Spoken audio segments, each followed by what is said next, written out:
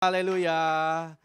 Jemaat yang ibadah onsite boleh duduk. Shalom sekalian semuanya. Shalom jemaat Tuhan. Yang ikut ibadah di rumah shalom. Bapak Ibu yang di rumah yang mau ikut atau mau dengar firman Tuhan, kita mau fokus juga ya. Tinggalkan itu bawang-bawang yang dipotong ya. Nanti hadirat Tuhan muncul ya. Keluar air mata, potong-potong bawang ya.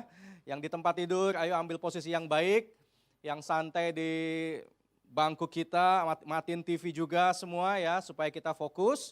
Agar dalam suasana santai di rumah sekalipun, kita bisa tetap fokus pada firman Tuhan. Sebab kita nggak mau firman Tuhan diambil oleh burung itu ya, oleh kuasa gelap. Kita mau setiap benih firman Tuhan yang kita dengar, Anda yang di sini dan di rumah, sungguh-sungguh tertanam dalam hati kita sekalian. Amin.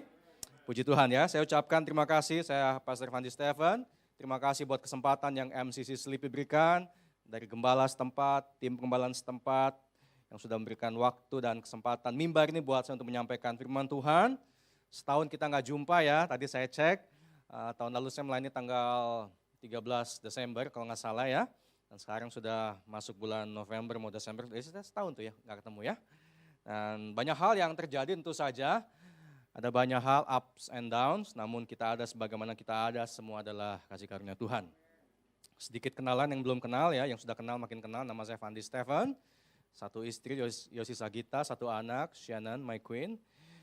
Kami tinggal di Gading Serpong, melayani di sebuah gereja, living room, community church. Tahun ini tahun ke-7 kami melayani sama-sama dalam wadah ini yang Tuhan berikan ya. Cuma saya melayani Tuhan sudah cukup lama, dari SMP sudah mau melayani Tuhan, dan berpuluh-puluh tahun di gereja lama sebelum akhirnya Tuhan bawa ke satu dimensi yang baru dalam pelayanan, mengambil sekolah S3 di Knox, Theological Seminary di Amerika, kemudian menulis buku, beberapa buku saya sudah tulis ya. Oke, itu sedikit perkenalan yang saya bisa sampaikan, mudah-mudahan next time kita jumpa Anda bisa sapa saya ya. Siap? Sebab saya nggak bisa lihat muka Anda semua, separuh doang ya, ketutup masker. Oke, hari ini kita akan sama-sama belajar tentang berjalan dalam kemenangan ya. Berjalan dalam kemenangan, mudah-mudahan 30 menit yang singkat ini bisa menyampaikan apa yang Tuhan mau dan semua kita dapat dikuatkan ya. Berjalan dalam kemenangan, next saya punya PowerPoint, boleh standby, ada nggak? Nggak ada PowerPoint? Nggak nyampe ya? Oke, hang, berarti hilang di tengah jalan ya, is okay. Oke dah ya, kita akan lihat Amsal 24 ayat 16 dan Roma 8 ayat 18.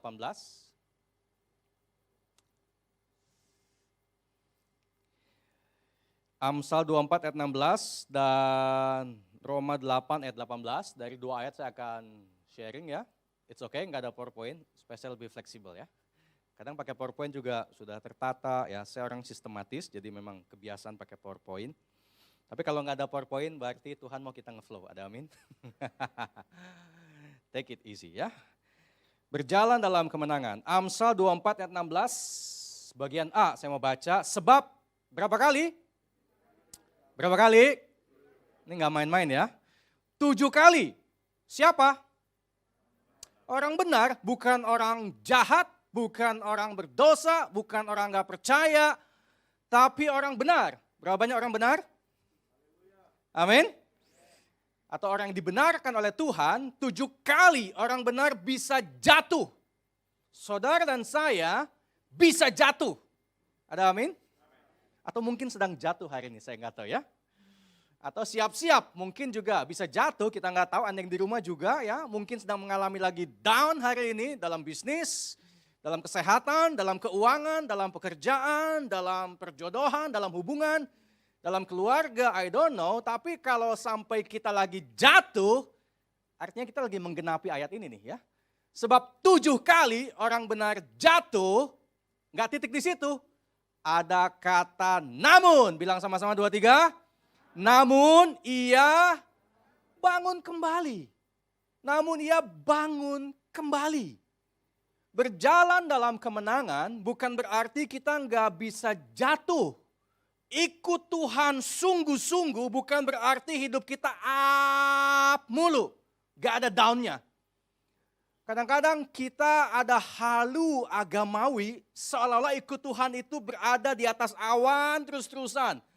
Saya nggak suka menyampaikan firman Tuhan yang gak realistis. Saya mau setiap firman yang kita dengar itu related di depan atau di luar 4 tembok gereja. Artinya kalau kita pulang jalani hidup Senin sampai Sabtu, this is the word of God. Ini firman Tuhan yang emang applicable buat kita. Bahwa di realita kehidupan itu nggak melulu ada di atas, kadang-kadang ada di bawah. Betul apa enggak? Hidup dalam Tuhan nggak melulu ada di atas, kadang-kadang ada di bawah. Up and down kehidupan menunjukkan inilah kehidupan. Kalau Anda ke dokter, cek jantung kita di sebuah alat elektrokardiogram itu ya, itu akan kelihatan tuh grafik orang hidup gimana denyut jantungnya. Ada up, ada down, ada up, ada down. Anda mau nggak? Detak jantungmu up mulu. Walaupun di atas tapi garis lurus mau. Itu artinya orang Betawi bilang mampus gitu ya. Nggak mungkin orang hidup up terus-terusan. Sekalipun dalam Tuhan. Tapi yang pasti kalau kita jatuh orang benar selalu bangkit kembali. Tepuk tangan dong sama-sama. Haleluya. Yang di rumah kalau Anda jatuh, don't stay on your downfall. Karena kita tahu setelah kita jatuh, kita punya sebuah pijakan untuk bangkit kembali bersama-sama dengan Tuhan. Amin. Jadi it's okay untuk jatuh, kalau memang harus jatuh, tapi orang benar pasti bangkit lagi. Jalan kemenangan bukan jalan yang mudah, karena nggak mudah, ada up and down, ada up and down. Saya dapat sebuah kata atau sebuah kalimat yang luar biasa. If you fall, fall forward. Kalau kita jatuh, pastikan jatuhnya ke depan. Artinya kalau kita lagi lari ini udah capek banget, di depan ada garis finish, ada sebuah tali yang kita mesti lewati. Kalau udah capek banget, tinggal selangkah 2 langkah kita nggak mampu dan kita jatuh, pastikan jatuhnya ke depan supaya kepala kita masuk ke garis finish. Amin. Jatuh pun dalam Tuhan ya ke depan kok. Saya percaya banget tuh. Up, gini nih jalannya ya. Up, down, tetap maju. Mau up maju, mau down juga maju. Inilah jalan kemenangan dalam Tuhan. EKG nggak begini tuh, atas bawah gini doang. Kagak. EKG itu up maju, up maju, down maju. When you up forward. When you down forward. Dalam Tuhan engkau akan tetap naik dan tidak akan turun. Itu artinya. Amin. Tepuk tangan sama-sama sekali lagi. Haleluya. Orang benar nggak usah banyak-banyak jatuhnya. 1 kali lebih banyak. Bangunnya nggak usah lebih banyak. Nggak usah banyak-banyak. Cukup 1 kali lebih banyak daripada jatuhnya. Saya ulangi ya supaya nggak pusing. Orang benar nggak usah banyak-banyak bangunnya. Yang penting 1 kali lebih banyak daripada jatuhnya. Amin. 1 kali udah cukup. Mau berapa kali pun jatuhnya. Yang penting sekali lebih banyak untuk bangun. Itu adalah jalan kemenangan. Karena cuma orang yang berada di bawah dan gak mau bangkit, dia gak bisa menang. Tapi kalau udah di bawah dan dia mau bangkit, oh ini kita berada di jalur yang tepat untuk memperoleh sebuah kemenangan. Amin. Ayat kedua kita baca coba tadi.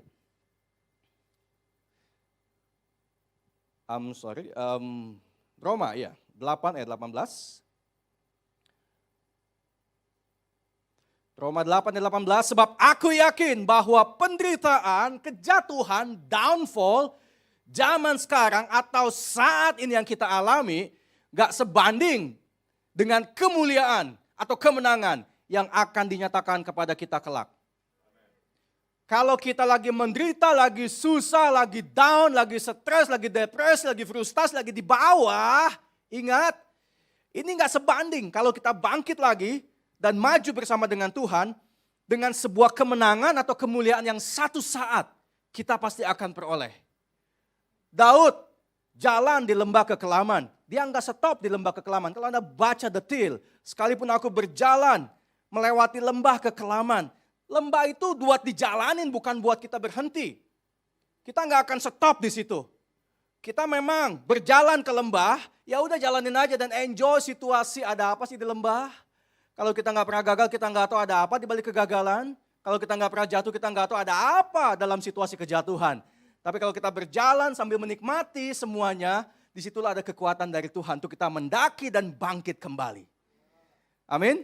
Ada satu kemenangan Bapak Ibu sekalian yang Tuhan siapkan buat kita. Anda yang di rumah juga yang sedang beribadah, ada satu kemenangan yang Tuhan janjikan buat kita.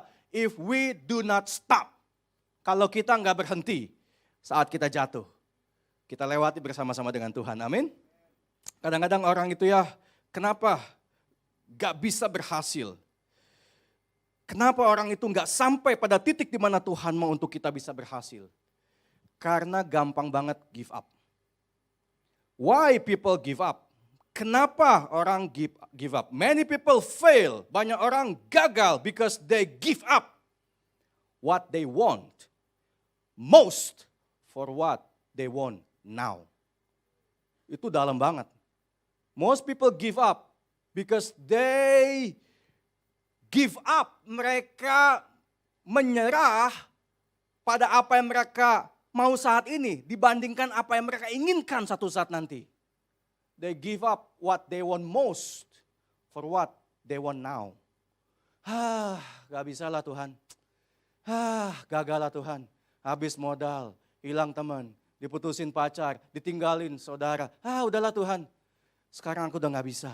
Aku mau menyerah aja di sini. Ya udah selesai di situ. Aku maunya si Tuhan sukses. I want most success. I want most happiness. I want most yang terbaik. But now, Tuhan udahlah stop di sini. Itu dia. Many people fail because they give up what they want most for what they want now. Anda paham? Kenapa Adam dan Hawa jatuh dalam dosa? They give up what they want most. Memiliki dominion. Menjadi seperti Allah. For what they want now. Buah itu loh. Buah itu bikin mereka gagal. Coba mereka stop. Aku ingin jadi yang terbaik buat Tuhan. Jangan makan tuh buah. Betul gak? Makanya kita sebagai anak Tuhan, kita mesti belajar. Bahwa memang life is tough. Hidup itu gak gampang. Tapi kan kita punya Tuhan. Dan Tuhan berjanji. Kemenangan Tuhan jamin buat kita semua. Amin. Tepuk tangan dong buat Tuhan Yesus. Saya ingin sedikit cerita. 2021 adalah sebuah tahun yang saya katakan exceptional ya, luar biasa buat saya saudara. Kenapa saya katakan luar biasa? Ada sesuatu yang Tuhan kerjakan di tengah-tengah pandemik ini ya. Walaupun gak ada kaitan dengan pandemik, tapi situasi ini sedikit banyak mempengaruhi. Saya cerita sedikit saudara ya. Saya 4 bersaudara, saya paling besar. Saya punya adik perempuan. Saya punya adik laki, saya punya adik laki. Jadi saya paling besar, kedua perempuan, ketiga laki, keempat laki. Bedanya, kokonya ini pendeta, adik bungsu yang paling akhir, yang keempat, itu pendekar. Pendeta dan pendekar. Koko ini dari SMP mau jadi pendeta, SMA keluar masuk sekolah pendeta, adik keluar SMA narkoba. Mungkin ada di sini yang bergumul di situ ya, atau pernah bergumul atau sedang bergumul, Anda yang di rumah, saya nggak tahu. Tapi itu yang kami alami dalam keluarga. Saya sangat down sebetulnya ya. Kalau saya mau tinggalkan pelayanan, saya punya banyak sekali alasan untuk komplain dengan Tuhan. Saya punya beberapa saudara juga narkoba, ada satu saudara yang cukup dekat, nyuntik di depan saya. Saya bilang daripada kamu nyuntik depan orang lain, ya udahlah depan saya, udah sakau mau gimana lagi. Diikat gimana juga nggak bisa. Dia udah punya barang, dia punya jarum.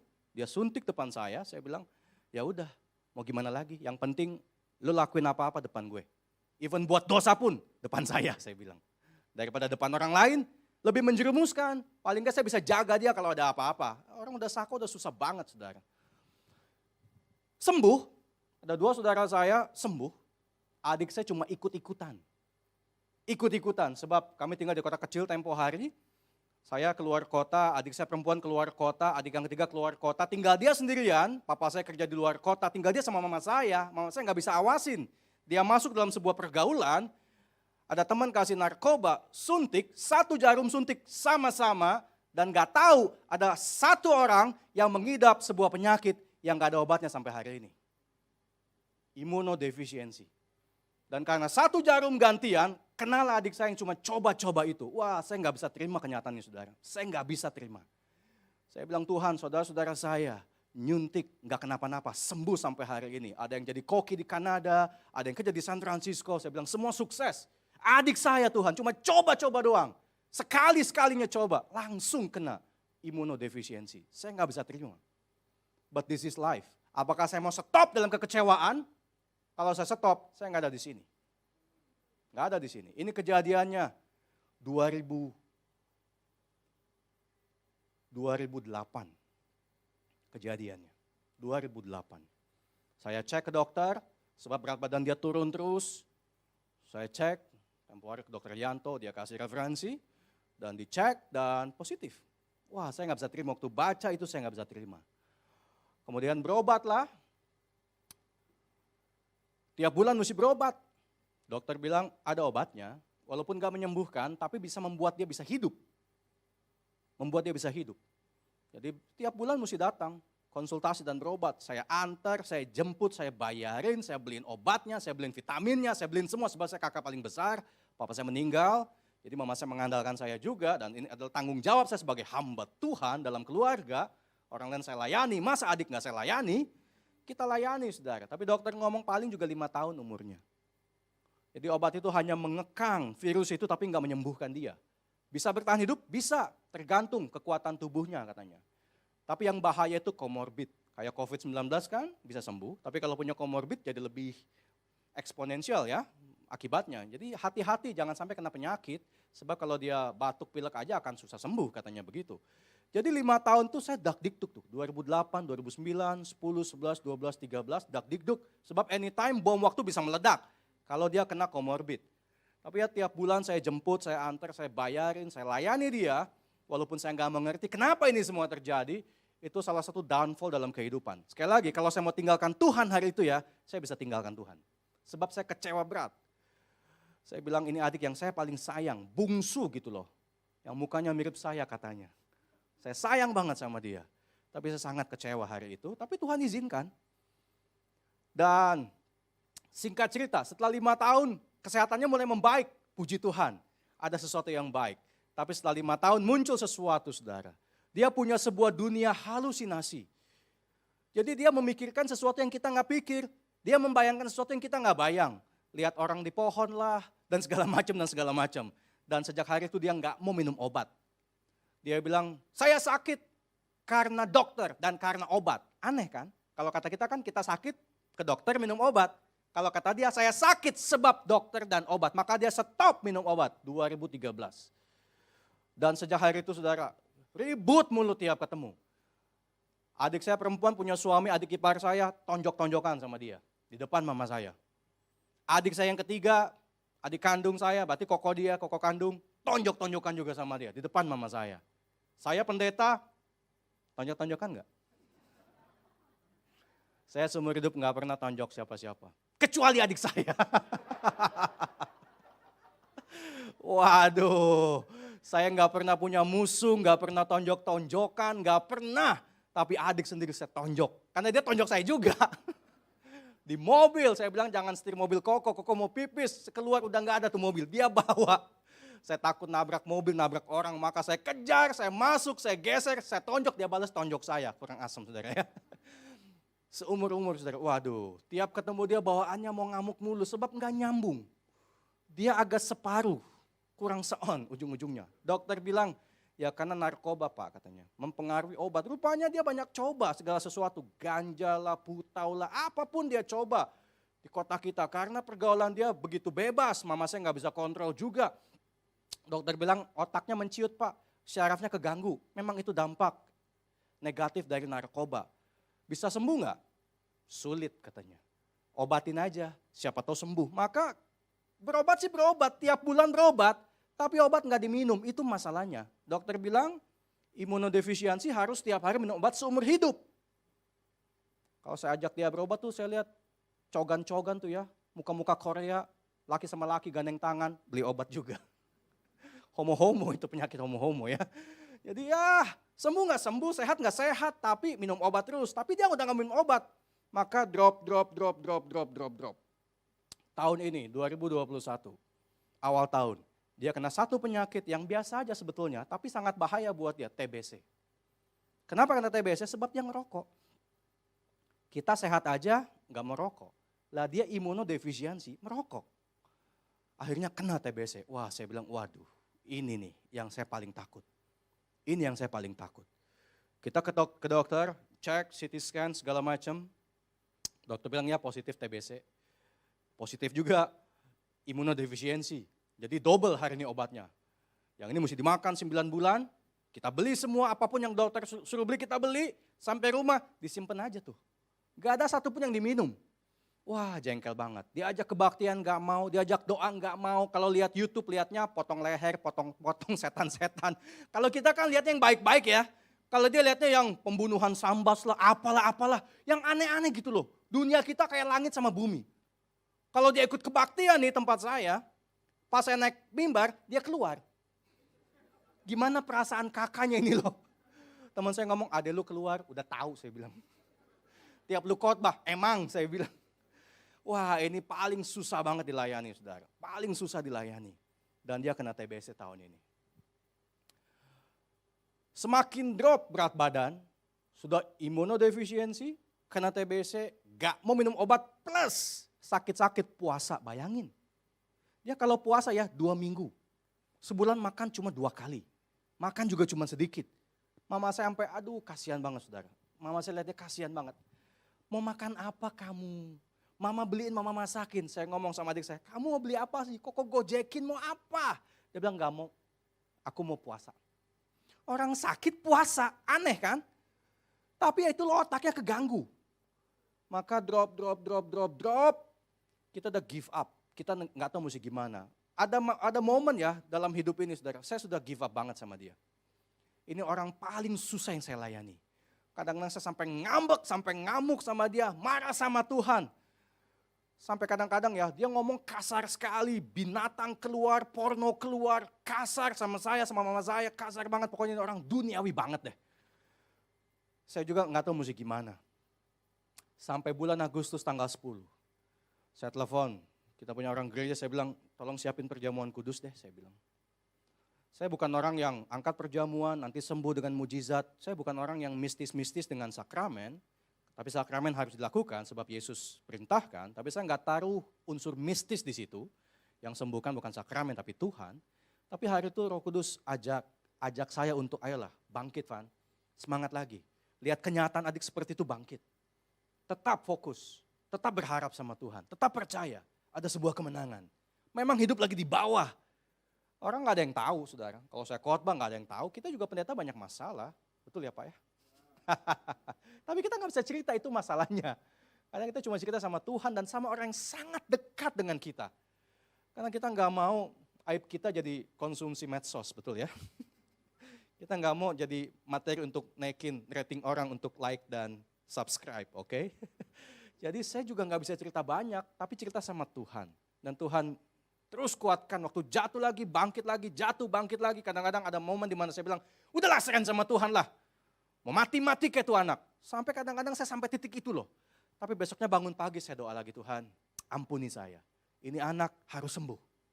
Ini harus sembuh. Sebab dia udah punya anak juga, pergaulan bebas. Punya istri, punya anak di luar kota. Jadi kompleks dah masalah dia gitu. Tapi tanggal 10 itu ya, Tuhan kuatkan saya dalam setiap keadaan yang sangat sulit. Tuhan kuatkan. Saya bilang saya mau perjamuan kudus aja deh. Dia nggak pernah perjamuan kudus, tapi ya kita datang ke rumah dah.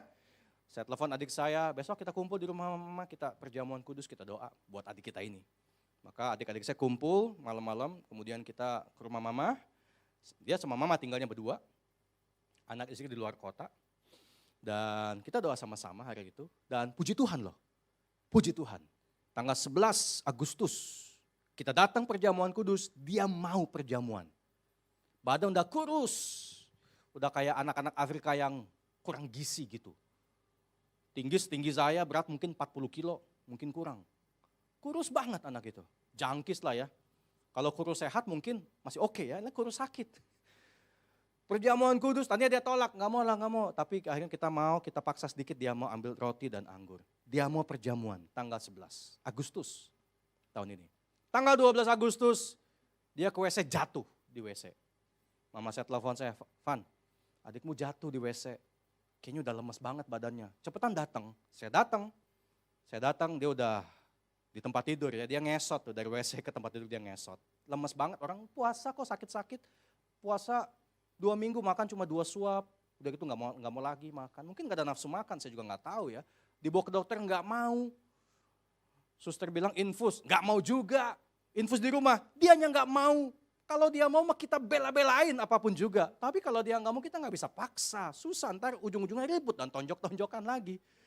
Akhirnya kita bawa dia ke rumah dan perjamuan kudus dan dia mau. Tanggal 12 dia jatuh di kamar mandi. Jam 3 sore saya main ke rumah mama saya. Saya hitung sampai jam 10 malam saya di situ. Saya nggak pernah selama itu di rumah mama saya. Walaupun saya seminggu sekali 2 kali datang ke rumah mama saya. Tapi nggak pernah dari jam 3 sampai jam 10. Saya layani secara pribadi dengan mama saya. Sampai jam 10 malam sebelum saya pulang, saya tanya sama adik saya, kamu percaya sama Tuhan Yesus? Dia jawab, percaya kok. Tuhan Yesus sanggup sembuhkan kamu. Amin? Dia jawab, amin. Kok doa ya? Iya. Saya doa dia, saya elus dia, saya peluk dia, saya pakaiin pampers juga. Beli pampers orang tua saya pakaiin buat dia sebab saya nggak mau, mama saya susah. Mama saya nggak mau pakai pembantu juga, dia mau rawat sendiri itu anak. Maka jam 10 malam kita doa sama-sama. Dia percaya sama Tuhan Yesus. Dan yakin Yesus bisa sembuhkan dia. Saya pulang jam 10 malam, sampai rumah saya doa gini, Tuhan, kalau Tuhan mau sembuhkan, kau bisa sembuhkan. Lazarus aja yang mati bangkit kok. Amin. Gak ada yang mustahil buat Tuhan. Tapi Tuhan, this is realistis. Kalau Tuhan mau bawa dia pulang, bawalah dia pulang lagi tidur, supaya mama saya juga gak susah dan dia juga gak sakit. Itu doa saya malam, 12 malam. 12 Agustus. 13 Agustus jam 6 pagi, mama saya telepon. Mama saya bilang, Van cepetan ke rumah. Ini si Andi tidur gak bangun-bangun. Waktu mama saya ngomong gitu langsung dek hati saya saudara. Saya gak cepat-cepat ke rumah mama saya doa dulu. Baca Alkitab dulu, cari Tuhan dulu sebab saya tahu apa yang terjadi. Saya udah doa tadi malam, terserah Tuhan. Mau sembuhkan, sembuhkan. Kalau mau bawa pulang, bawa lagi tidur. Jam 9 saya baru ke rumah mama saya dan saya temukan adik saya dipanggil pulang. Sembuh gak dia? Dia gak sembuh. Tapi 13 tahun perjuangan, berjalan dalam jalan kemenangan, up and down, goalnya adalah bukan kesembuhan fisik, keselamatan jiwa dan roh dia. Tepuk tangan buat Tuhan Yesus dong. Apakah saya kecewa dengan ini semua? Saya katakan saya sama sekali enggak kecewa. 13 tahun saya ingin dia sembuh, tapi 13 tahun Tuhan melayani dia supaya dia diselamatkan. Kadang-kadang memang Tuhan gak kasih yang kita inginkan, tapi Tuhan kasih yang terbaik yang Tuhan siapkan buat kita. Inilah jalan kemenangan. Don't give up what we want most, what God want most, for what we want now. Saya mau dia cuma sembuh, tapi Tuhan mau dia diselamatkan. Ada amin? 13 tahun saya pikir sia-sia mengobati dia. Sebab waktu saya cek tahun ini, dia punya CD4, itu kekebalan tubuh kita, orang normal itu 1400 ke atas, 10 tahun atau 13 tahun lalu dia ada 11, tinggal 11, dari 1400 tinggal 11, tahun ini di bawah 10. Saya bilang di rumah sakit saya marah sama dia, saya bilang percuma 13 tahun kita berobat, percuma habis uang ratusan juta, percuma antar jemput setiap bulan ketemu dokter, kalau dari 11 jadi di bawah 10. Gak ada gunanya, dia diam aja. Saya marah di rumah sakit sama dia, di depan dokter saudara. Saking jengkelnya, 13 tahun seolah-olah sia-sia berobat. Harusnya sampai 1400. 5 ton dia berobat sampai 400, kemudian turun di bawah 10. Itu batuk aja gak akan sembuh, pilek aja gak akan sembuh. Orang kekebalan tubuh tentaranya cuma 11, harusnya ada 1400, gimana bisa sembuh? Saya sangat kecewa dan saya sangat down sekali. Tapi ingat, kita punya Tuhan. 7 kali orang benar jatuh, tapi selalu bangun lagi. Setelah ngamuk-ngamuk, tetap berdoa Tuhan bangkitin lagi. Saya nggak tahu akhirnya kayak begini, tapi saya ingin dia sembuh, Tuhan mau dia diselamatkan. Maka hari ini saya mau bilang ya, 13 tahun kita berobat, melayani dia, nggak sia-sia. Karena jiwa dia dimenangkan. Rohnya diselamatkan. Tepuk tangan buat Tuhan Yesus. Ini jalan kemenangan yang harus kita lewati. Saya nggak tahu apa yang jadi pergumulan kita di sini, Anda yang di rumah. Kadang-kadang Tuhan nggak kasih yang kita inginkan. Tapi Tuhan mau kasih yang Tuhan siapkan buat kita. Mungkin kalau dia sembuh, dia bisa balik lagi ke narkoba. Saya kan nggak tahu. Mungkin dia bisa balik ke pergaulan bebas. Orang sakit aja merokok kok. Sakit aja nggak bisa diatur. Tapi di sini saya melihat Tuhan sayang sama dia. Makanya Tuhan selalu punya yang terbaik tepat pada waktunya buat kita semua. Amin. Saya punya sebuah kalimat singkat. One day. Katakan sama-sama 2, 3. Yang di rumah. One day. Satu hari. Titik kemenangan anak Tuhan itu ya Bapak Ibu. Ada pada satu hari yang Tuhan siapkan buat kita. Ada pada satu hari yang Tuhan siapkan buat kita. Tuhan hanya butuh satu hari. God only takes one day to give us victory. To change our life. One day is more than enough. Satu hari aja. Kalau Anda baca Alkitab ya, semua tokoh Alkitab rata-rata punya satu hari. Contoh. Yusuf dalam satu hari. Hidupnya berubah. Kemarin malam masih tidur di penjara. Hari ini udah tidur di istana. Betul apa enggak? Tadi malam masih di penjara. Hari ini tidur di indahnya kamar istana. One day hidup Yusuf berubah. Tapi jalan kemenangan yang dia mesti lalui dengan segala up and down 13 tahun. Sejak dia dapat mimpi, hidupnya up and down. Karena mimpi, hidupnya jadi up and down. Dibencilah, difitnah lah, masuk penjara, dilupakan dan segala macam. Tapi one day, hidupnya berubah. One day. Untuk sampai ke one day, 13 tahun. Daud, one day. Kemarin pelarian dikejar-kejar. Hari ini di Hebron, diangkat jadi raja. Dalam satu hari, Daud jadi raja. Tapi prosesnya, sejak diurapi oleh Samuel di Bethlehem, it takes 16 tahun. Dia diurapi mungkin usia 14 tahun. Masih kecil, imut-imut, mukanya kemerahan. Sejak diurapi, hidupnya jadi penuh up and down. Dibencilah, dikejarlah, difitnah lah, dan segala macam. Karena diurapi. But one day, hidupnya berubah. Untuk sampai pada one day, jalan kemenangan yang dia lalui 16 tahun. Abraham, satu hari hidupnya berubah. Kemarin belum jadi papa, hari ini Ishak lahir, dia gendong, jadilah dia papa, betul gak? In one day, dia bisa lihat muka Ishak, jadilah dia seorang ayah. In one day. Tapi proses menuju ke satu hari, berapa lama? 25 years. 25 tahun, sejak dapat janji Tuhan tentang anak. Saya tunggu anak 10 tahun. Sejak menikah 2008. Tapi 9 Mei 2018, pertama kalinya di rumah sakit saya lihat muka anak saya. 8 Mei 2018 saya belum jadi ayah. 9 Mei 2018 saya jadi ayah. Waktu lihat muka Shannon anak saya. In one day my life was changed. Hidup saya berubah. Tapi untuk sampai satu hari itu sejak saya menikah nunggunya 10 tahun. Itulah jalan kemenangan yang kita mesti lalui dengan segala up and down. Untuk lihat adik saya diselamatkan, one day, 12 Agustus. Apakah Andi percaya Yesus Juru Selamat? Percaya. Yesus sanggup sembuhkan kamu? Amin. One day, 12 Agustus 2021. Dia mengaku dengan mulutnya karena dia percaya dengan hatinya. Alkitab katakan, siapa percaya di hati, mengaku di mulut, dia akan diselamatkan. Maka saya pulang dengan sebuah kemenangan, 12 Agustus. Dan 13 Agustus pagi, dia dipanggil pulang. Untuk sampai pada tanggal 12 Agustus, butuh 13 tahun. Jalan kemenangan. Jalani bersama dengan Tuhan. Apapun pergumulan kita hari ini, mungkin Bapak Ibu masih berjalan di jalan kemenangan dengan segala up and down, don't give up. Sekalipun kita jatuh, bangkit lagi. Because we have one day. Haleluya. Sebab kita punya satu hari. Anda yang di rumah, you have one day. Satu hari, yaitu hari kemenangan, di mana kita akan mencapai garis finish. Dan disitulah akan terbukti.